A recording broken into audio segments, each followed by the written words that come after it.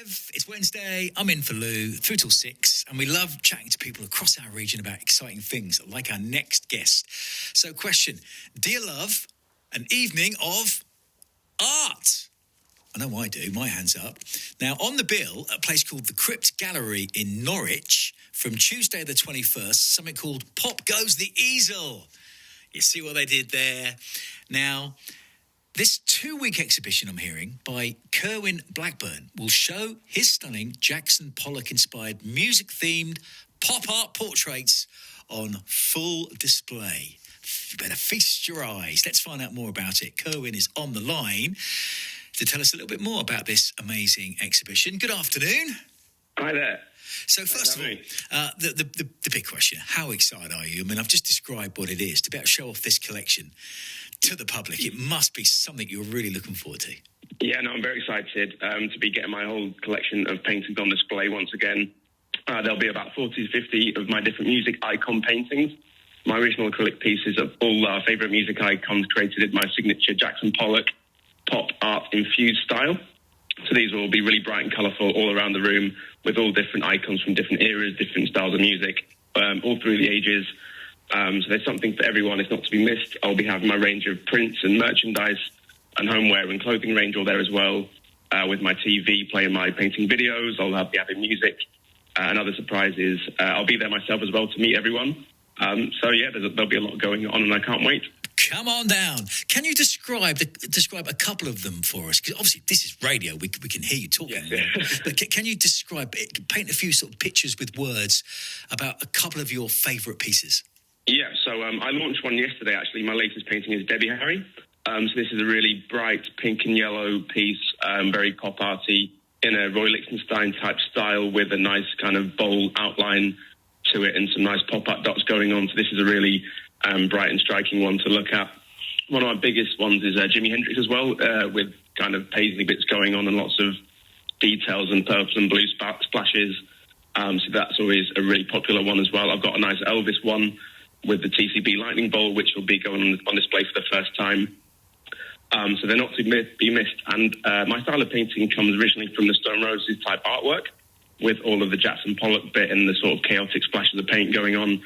So I've taken that principle, that style and technique, and combined it with a pop art, sort of Andy Warhol type portrait approach, and put the two together to come up with my own unique style. And yeah, I use lots of nice bright colours that capture the different icons in their sort of best, most exciting auras. So yeah, they'll all be on display as a big collection together. And yeah, I hope that's kind of works on describing it on the radio. But yeah, I'd really recommend anyone who can to come down and take a look for themselves. I love it. Every single answer you've given to every single question, you've ended it by giving a little plug for people to come down. You're doing great. and listen, I totally don't blame you. I'm just wondering how as an artist, you got into this particular type of work. Good question.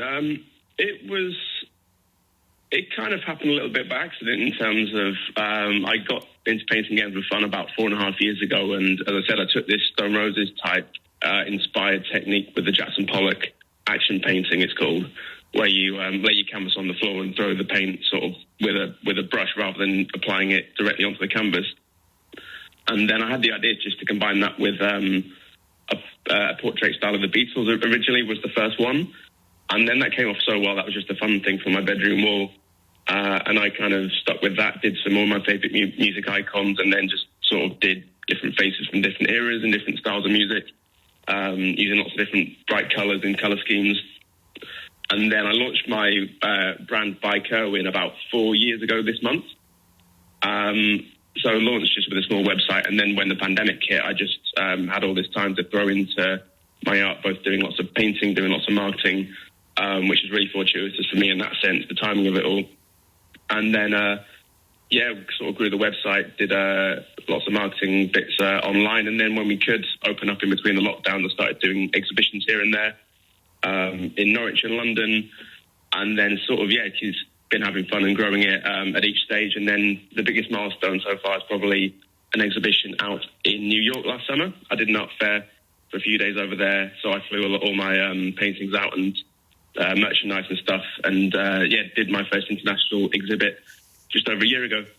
How did the Americans take to it? Good. I sort of curated it especially for the American audience, so less on the British icons at home that wouldn't travel so well.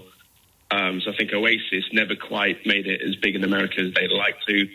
The Stone Roses, a few others. I think Morrissey is a bit of a niche figure over there, so I left some of the British ones at home and took all the American figures. So that was a good experience as well.